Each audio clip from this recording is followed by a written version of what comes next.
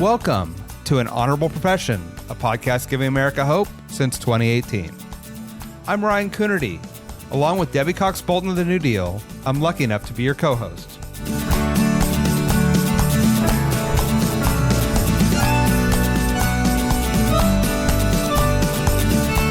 An Honorable Profession is a New Deal Leaders podcast. The New Deal is an organization that supports the next generation of American leaders. From attorneys generals, to state senators, to mayors, to school board members, these are the people that are pushing policies and politics that will respond to climate change, rebuild our economy, address racial injustice, and restore our democracy.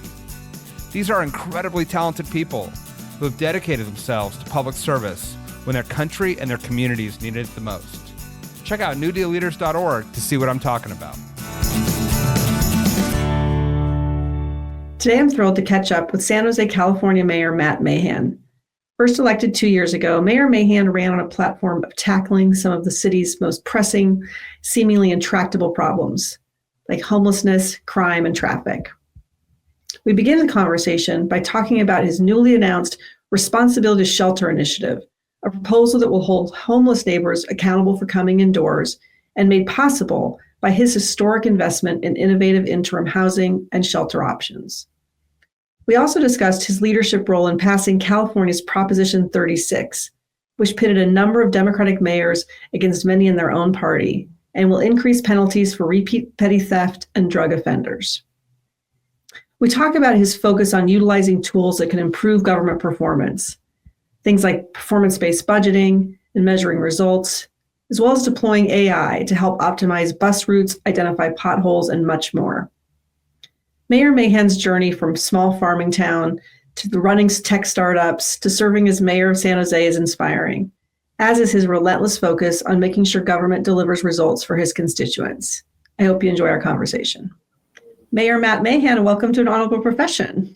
Thanks, Debbie. I'm thrilled to be here. It is so nice to see you. When I was getting ready for this, I was thinking about when we first talked, when we met for the first time, not too long before you were running for mayor. And I remember talking about some of the big challenges facing your city or on the city council and the need for, really bold and decisive action that was kind of common sense and affordable and most importantly, effective. And so I'm really glad to have you here today after, now in your second term as mayor, to talk about what you've been able to do. And today in particular, you made a really big announcement. I know that from the get-go of becoming mayor, homelessness was really one of your big focuses. It's such a huge issue here in California and across the country, of course. And you have a new initiative you've just announced that a responsibility to shelter. And I think the message that you were sending is that homelessness should not be a choice. So I would just love to kick off, just dive right in and start with that big announcement and what you're trying to do there in the city with this. Sure. Yeah. Happy to start there, Debbie. And thanks again for having me. As we all know, in California, unsheltered homelessness is a huge crisis. And since becoming mayor 2 years ago, I have led the city, encouraged our city to move in a more pragmatic direction. We are more than doubling our interim housing and shelter capacity. This year alone, we will be adding over 1,000 new beds. And I say beds, but they're not congregate shelters. These are almost entirely individual rooms with a door that locks, often with an in-suite private bathroom, even kitchenettes in some cases. So we're converting older, dilapidated motels and turning them into interim housing. We're using prefabricated modular units to build what we call our quick build communities, typically of anywhere from 75 to 200 units on one parcel of public land. And we've made this huge, really historic investment. And I know Santa Barbara's done some similar work in this area to expand really dignified interim housing and shelter as an alternative to encampments. At the same time, we're finding that about a third of people, and the exact percentage, everybody debates, and I don't think is really the point here, but a portion of our unhoused population, even after repeated outreach, is saying, no, I would rather stay on the streets. And we've done a lot of research and worked very hard over the years to reduce barriers to accepting housing and shelter. So we are low barrier. We let you bring your partner, pets, belongings. We don't even require sobriety. We take people as they are and help them get on the path to something better. We have on-site case management, a lot of amenities. We don't kick people out. I mean, it's a really low barrier, meet people where they are kind of environment.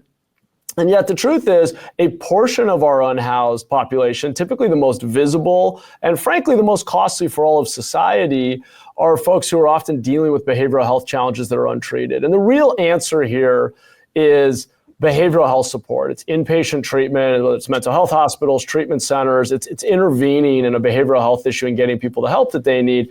But at some point, the city can only invest and do so much. We run out of tools. And if somebody's repeatedly refusing the housing that we're building, we need to get them over to the county and hold the county responsible for supporting this person. The answer can't be, we're going to let you choose to live in a tent down by the railroad tracks where we have 200 people a year die of drug overdose in our city alone, thousands statewide. So that's the philosophy behind it. And that we shared today our plan for increasing that accountability for coming indoors when we're offering safe, dignified shelter or housing options. Yeah, I mean, I just want to underscore how much you've done to build those beds, because that's a key part of it, right? Is making sure you have those low barrier options for people. I'm curious about kind of what kind of response you're getting to this. I mean, this is not without its controversy. And particularly, I suspect from our side of the aisle, largely potentially. So I'm kind of curious. Curious on how it's going. Well, to your point, we didn't start here. I'm 2 years in, and we've made these historic investments in expanding safe places where people can be. And to be really clear, the goal is not to lock people up. It's to get people into a behavioral health court where a judge informed by healthcare professionals can intervene and hold someone accountable for getting treatment or getting some other form of help. So we didn't start here. This is downstream of other big investments. And you're right, there's a part of the political spectrum, part of a set of stakeholders in the community, largely our advocate community, who are not happy. And I get it. Look, I understand where that wing of the Democratic Party is coming from around feeling that maybe the economy is unfair and that these people are themselves victims of larger structural issues.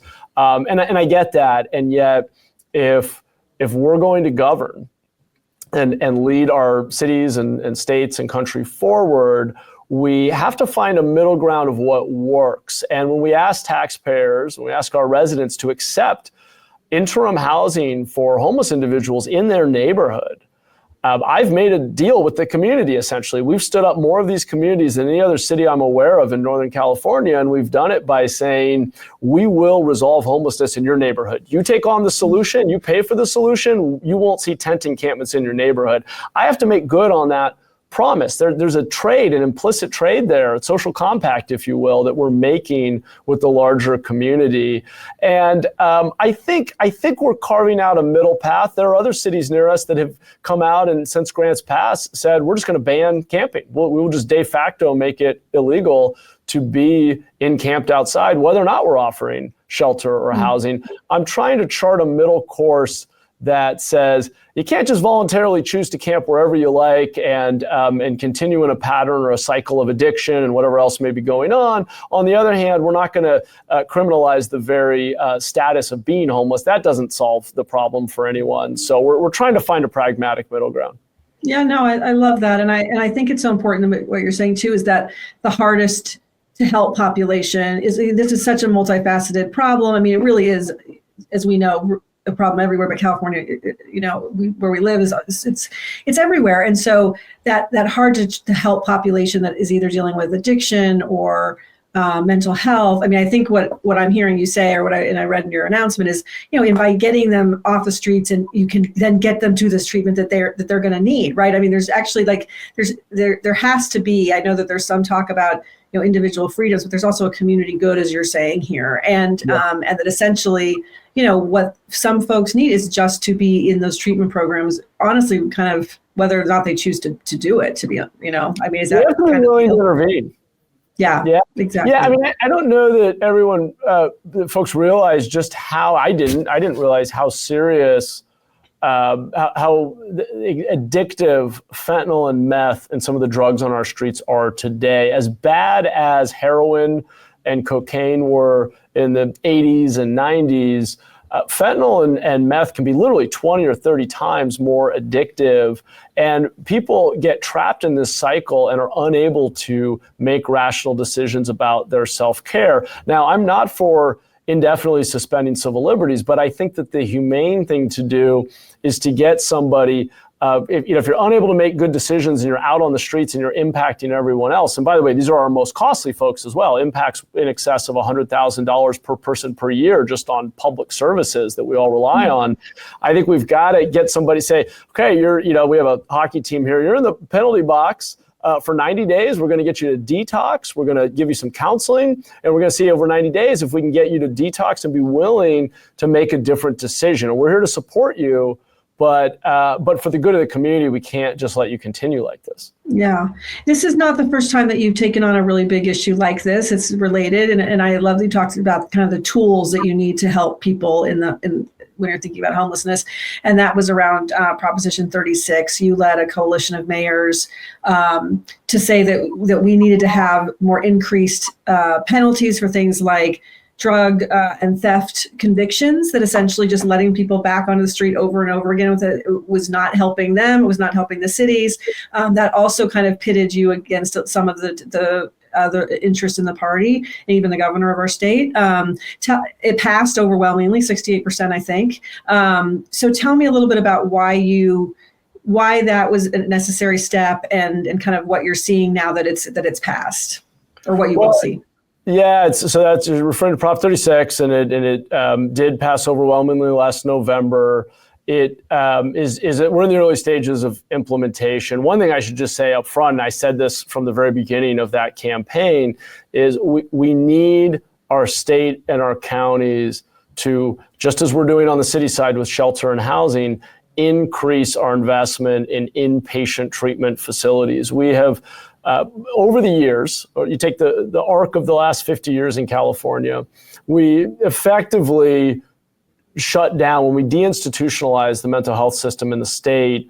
The promise at the time, which sounded great and happened to some extent, but not to nearly to the extent that we needed, was that we would find more community-based solutions rather than having these big mental health hospitals that felt a little like jails, where there were abuses of some people's civil liberties, but there was also a lot of care for a lot of people who frankly needed it. We said, well, we'll go find smaller settings, more integrated into the community, run by nonprofits, and we'll just sort of spread this out across the community, and we'll be less draconian about it. And it all sounded good in theory, but over the course of those 50 years, we have failed to fund that system. We have taken an approach toward mental health that has said that the services will be mostly outpatient and voluntary. So if I'm having suicidal thoughts, I can call a hotline and talk to somebody, and that's great. But everything is going to be outpatient, or most things will be outpatient, and virtually everything will be voluntary, except for the most extreme cases of really serious schizophrenia, for example.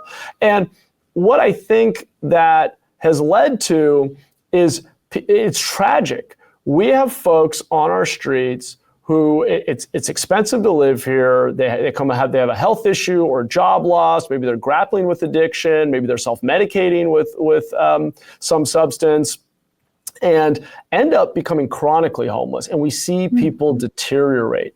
And part of, for some folks, how they sustain a life on the streets has been through petty theft. And so we've ended up in this failure mode where we're not providing inpatient, and in cases where it's necessary, involuntary treatment. We're allowing vulnerable people to fall into a very destructive life on the streets, where again, thousands of people die from overdose and exposure to the elements every year in our state.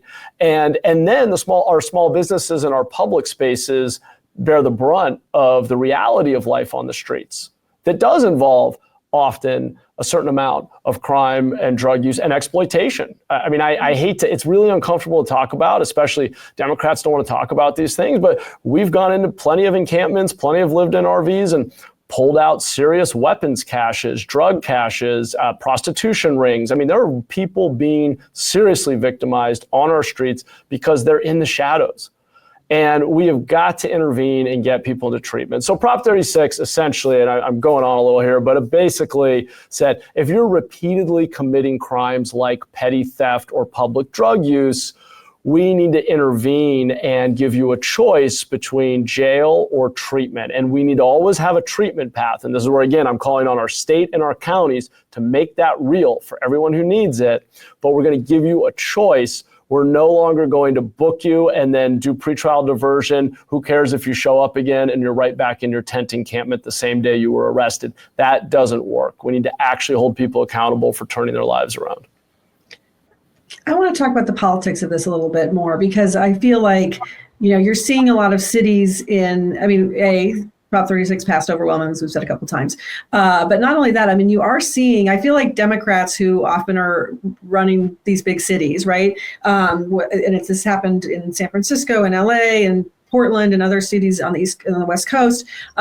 You're seeing Democrats who have not taken some of these steps to try to have tools, to try to have it, results in getting people off the streets, right, and getting people into these treatment centers, really being punished by their communities for it, right? DAs have been losing jobs. Democrats have been losing ground. I think Democrats lost ground nationally with the presidential in some of those areas. I guess I'm just kind of asking your opinion about this. Is from you're talking about this rightfully so very much as a policy, from a policy perspective. I also just kind of want to ask your kind of advice or thoughts on the political perspective too, right? To me, it feels like Democrats people who believe that government has an important role to play, we're watching a lot of this with the backdrop of DOJ, of course, but who believe that government has an important role to play and can deliver results, actually has to make government work better. And this to me feels like both of the things you were just talking about are kind of right in that wheelhouse. So I guess I wonder if, your thoughts on kind of the politics of all this.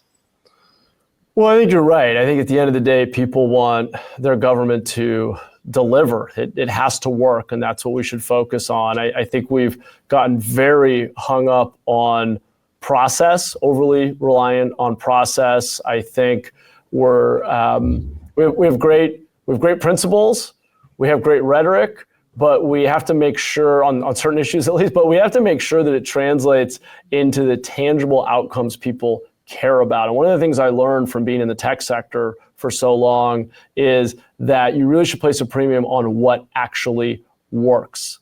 Now, obviously, there's a real legitimate debate to have around what the outcomes are that we want. I think Democrats have a lot to offer. I think we have a lot to say about the outcomes we want. Equal access to a high quality education and a real fighting chance to achieve the American dream for everyone and an inclusive economy. All these, we have a lot to say, and better environmental outcomes. There's a lot that we have to say about our vision of the world we want for our kids and our grandkids, outcomes. But we have to be willing to actually be explicit about our hypotheses for how we will achieve those outcomes, where our tax dollars are going, which programs and policies are we actually investing in to get to those outcomes, and then measure performance and say, are we moving the needle? Are we actually getting any closer? And so on something like this complicated constellation of homelessness, crime, mental health, high housing costs, and all the rest, they're all connected, lack of shelter, lack of treatment beds. It's important to ground truth by going out and talking to all the different people involved. I feel like a lot of folks in our party are mostly hearing from the advocates and the academic experts, which is one perspective. I spent a lot of time out in our encampments. I spent a lot of time talking to our police officers and firefighters. It wasn't too long ago that a number of people in our party had sort of written off police officers as being something we should just defund. I think the party would do well, leaders in the party would do well to go on some more ride-alongs, to go walk the beat with an officer and talk to them about their experience. Same with firefighters. Go to the worst encampment in your city and then go talk to the neighbors and the small businesses that are a block or two away and ask them what their experience has been. We've got to empathize with the whole community and look at these problems from a variety of vantage points. Yeah, absolutely. There's another thing that you've been a real leader on that I think dovetails right with this, which is in the spirit of making government more effective and delivering results, which is to think about how we can use AI effectively to make government better. You are serving as one of the co-chairs of the NewDEAL Forum Task Force on this, which I appreciate. Thank you. But I know you've been convening mayors around the country on this issue. So there's some really cool case studies that are already out there, right, that are working. Tell us a little bit about both your vision for how we can deploy AI, but also maybe if you've got an example or two where it's already working. Yeah, absolutely. There's so much potential here. And as I'm sure your audience, I think we've all become quite familiar with how powerful artificial intelligence can be. And, so one set of applications is obviously language-based, large language models like ChatGPT. But even beyond that, there are so many opportunities to better measure and predict and automate and personalize government services. And so we're looking at a wide range of applications of artificial intelligence to existing city services, existing city systems, to better optimize them, to make them more efficient and responsive. And I think there's just tremendous potential to make government more productive. We're in one of those sectors where productivity has lagged. We often have this attitude of just, we can't do more, we can't have more impact unless we have more budget to hire more people. It's always more budget, more people. And there are limits to that approach. You certainly need people, you need good people, you need, there's a real value in the workforce, but there also has to be productivity gains. And AI gives us that opportunity to get better each year with our limited public budget. So what are some of the applications? We are doing quite a few different things. We've partnered with our transit agency to test bus route optimization on a couple of our local bus routes. And in the early testing, where we have communication between the vehicle and our red light system, we can reduce the likelihood of a bus hitting a red light by 50% and reduce overall travel times by over 20%. So if you want to incentivize mass transit and get more people out of their cars and moving more efficiently through a city, optimizing red lights and the bus routes and speeding up that travel time is a great way to incentivize people to do that. We're doing a lot with object detection. We're putting sensors on city vehicles. If you think about it, cities themselves or through contracts like your garbage contract have a vehicle that covers every mile of every road every week, at least once a week. And we can use relatively low-cost sensors to identify a whole range of things happening at the street level. So potholes that are forming, graffiti, illegal dumping, a street light where there was light at one time and then there isn't, and maybe the street light went out. Even lived-in vehicles. These are all opportunities to deploy a city service. And because it's AI-powered, they can be automatically deployed. You can have an AI automatically create a work order for a team to go out and pick up the illegal dumping or fill the pothole before it damages people's vehicles, for example. Other cities, we're doing a lot with language translation. We have a very ethnically, linguistically diverse city in San Jose. And now people at low cost to the city can participate in public meetings and understand everything anyone is saying in real time through the entire meeting in dozens of languages with very high fidelity real-time translation through a tool that we're using. And the list goes on and on. I think the big ones on the horizon, and I know a lot of cities are starting to grapple with this, are the meatier processes that are highly bureaucratic, like permitting and procurement. Mm-hmm. And the good thing is, I guess, with large language models offering what they do today, these are structured rule sets.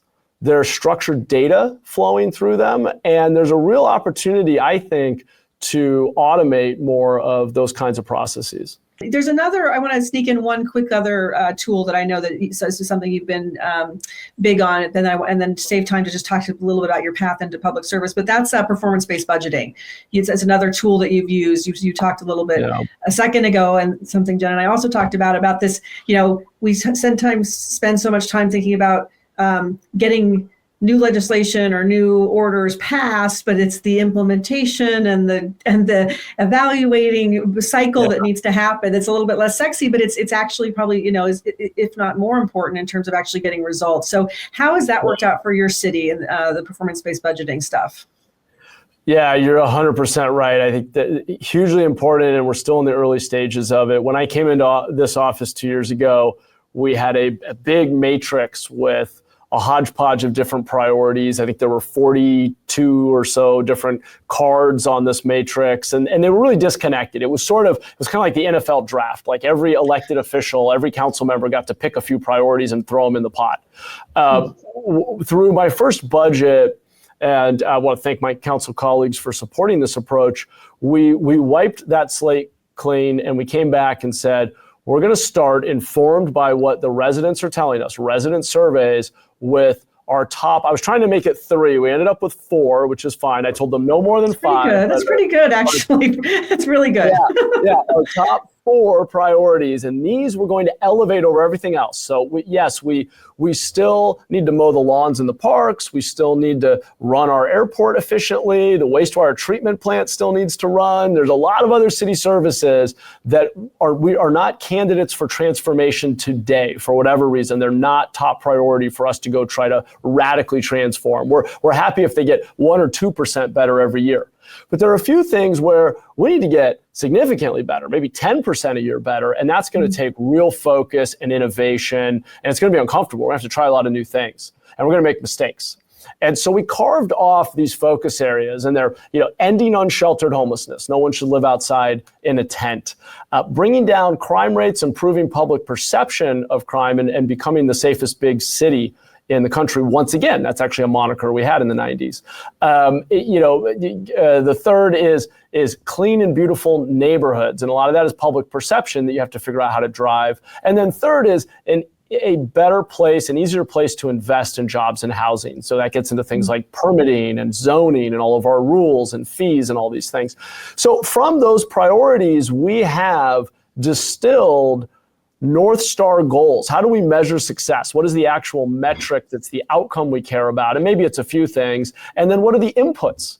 What are the things that we can do on the city side in terms of speeding up permitting or improving our police response or leveraging alternative response to 911 calls or planting more trees for beautification or automating our reporting of potholes and graffiti? I mean, on and on and on. You can imagine all the hypotheses you have and then saying, okay, let's program the budget around our hypotheses, i.e. the programs and procedures that we will prioritize and fund to move the needle toward an outcome. And let's come back every 30 days and look at the data and say, what are we learning? Are the things we're doing actually in any measurable way moving us closer to the goal, or are we just treading water or even going backwards? And so that's the kind of transparency and feedback loop and sort of culture of continuous learning that I'm trying to bring from my experience building tech startups into a big and fairly bureaucratic city hall. And I have to say, we've got a lot of partners inside the building who see that vision and want to be part of that kind of transformation. Yeah, well, that's such a great segue to kind of how you got into public service. But I mean, I'm just going to say this. There's a little parallel about what you just said and what's happening on the federal government with somebody who's, a tech entrepreneur thinking about reforming government. So it can't not be pointed out. Hearing a lot of that in recent weeks. Yeah, the way you're talking about it, however, I have to say is very different. And the way that we're talking about thinking about outcomes first, and then talking about how you go about making government. Nobody should be about not being on the side of government reform, efficiency, effectiveness, absolutely. But it doesn't really feel like that's what's happening on the federal level. I just have to say that out loud. Well, I'm with you in the sense that I don't understand why in this administration. I guess I understand why, but I think it's more politics than actual problem solving. Yeah. It seems like, we're going to target people we don't like and just zero out their line item. To the point you made, I think very astutely, there needs to be a theory of change, a logic to it. What are we trying to achieve? And then how do we optimize what we're doing to achieve that better outcome for the community? That needs to be the framework for this. That's right. I totally agree with that. And I also think that there's one thing that's different. And I would love to hear your experience being mayor. There's all this talk, this is less about DOJ, but just in general, like, why can't we operate government like a business, right? And that one always kind of like makes me pause. And there absolutely are some things that, that we should do, that you're talking about, right? That you're bringing business practices in. But at the same time, at the end of the day, the government's about trying to actually deliver results for people, whether or not it's profitable. So I guess I'm wondering, just like, kind of in closing, kind of how how you came into decide to go to public service, and then what you're bringing, what that perspective that you're bringing to government.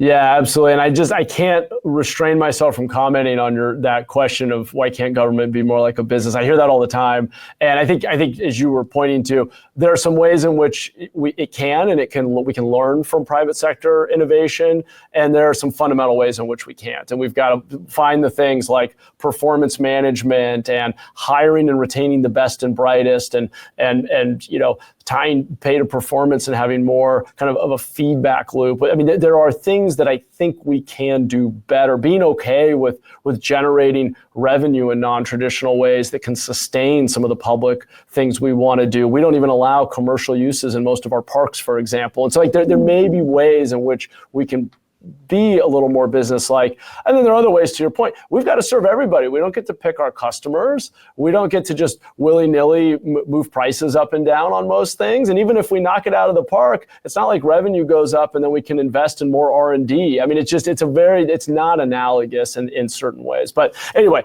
I'm sorry. You asked me about... No, I love that. I love that answer. I just had, I couldn't agree with you more. That's really succinctly well said. I just kind of asked you about, you have had a really amazing journey. I've talked to you about it. So, about just this, where you grew up, how you went to school, getting into tech, and then deciding to come into public service. So tell us a little bit about is this where you thought you were going to end up as mayor of San Jose, or how did this all happen? Well, yeah, growing up as a kid in a small farming town, I barely knew what San Jose was, but I grew up down in Watsonville, which is on the Central Coast. It's where most people's strawberries come from. We're known for Driscoll berries and Martinelli's apple cider as well. It's a big ag town. And I grew up kind of outdoors. I mean, we were out kind of on the edge of town and spent my childhood running around outside, which was great. As I got toward high school age, I have to admit, though, I was a little worried about what my future would be. I didn't know where I would go, and I was sort of ambitious in the sense that I wanted to see the world. I wanted to achieve things. I wanted to get out of what at the moment felt like kind of a stifling small town. I have to say, I love Watsonville. I love going home. My mom's still down there, and there's a lot to be said for it. But I got this work-study scholarship to go to an all-boys Catholic school in San Jose, a school called Bellarmine. And I had to work on the grounds crew doing maintenance all summer for the school, and then my tuition was forgiven. And it changed my life. I mean, this was one of those fork in the road kind of moments where I got a really excellent education. The Jesuits do a nice job of a well-rounded education, talked a lot about values and philosophy. And kind of our motto was, men for others, kind of this notion of service. It was an all boys Catholic school. And from there, ended up having the incredible opportunity to go to Harvard, which, as you can imagine, coming from a small farming town, was quite a culture shock. Ended up studying politics, philosophy, economics, and leaving with no marketable skills whatsoever. But I did learn a lot. I really enjoyed the experience. I happened totally randomly to be in the same dorm room with Mark Zuckerberg and the folks who started Facebook. So I got to watch social media from its very earliest days. I was involved in student government. It was kind of thinking about how do we use these new emerging tools to facilitate better civic engagement? And so, long story short, after a 2-year stint with Teach for America, I was a middle school teacher here in San Jose. I knew I wanted to come back to San Jose. I skipped over this, but being a high school student here, I just fell in love with this city. Its diversity, the weather, the innovation. I just knew I wanted to come back. Taught public school for a couple of years, and then went into the tech sector and spent 11 years, ran into Jen Paulka up in San Francisco, and we were collaborative and competitive at times, but building civic tech tools. We were, figuring out how do we take all this new technology and apply it to the public sector and trying to drive better outcomes for the community. And when that second startup I was involved with, Brigade, was ultimately acqui-hired by Pinterest, and I found myself out of a job, I was thinking about doing another startup, but our city council seat opened up, and I got this great advice, which was, don't worry about all the endorsements and even the, you got to fundraise a bit, but really focus your time on knocking on doors. Just go walk all the neighborhoods, knock on all the doors 2-3 times, listen to people. This is a district of 100,000 people. I spent 9 straight months, pretty much 7 days a week, knocking on doors. And it was like this incredible I don't know, ethnographic study or something. I mean, I stood on doorsteps getting yelled at for the fact that this pothole hadn't been filled in 20 years down the street or whatever. I mean, it was a fascinating experience. And I think through those 9 months, I kind of internalized the perspective of my neighbors who don't really know what's going on at City Hall. They kind of hear vague things occasionally that break through. They know that they pay a lot in taxes.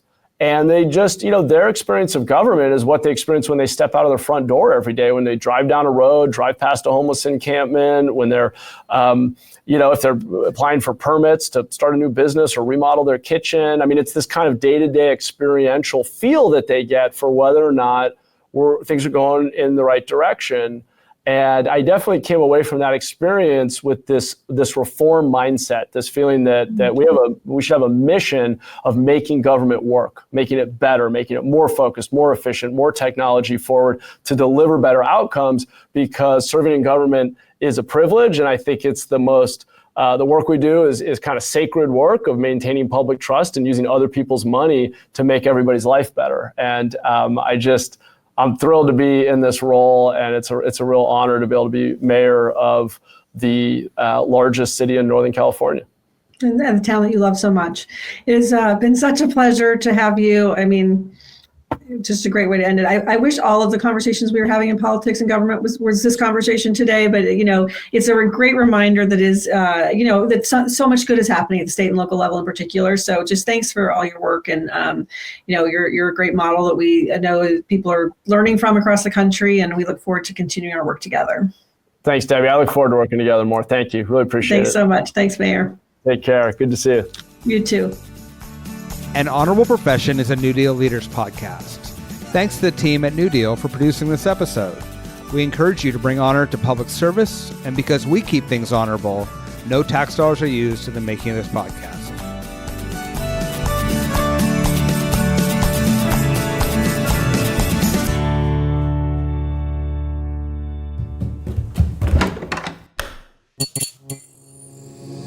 This podcast is part of the Democracy Group.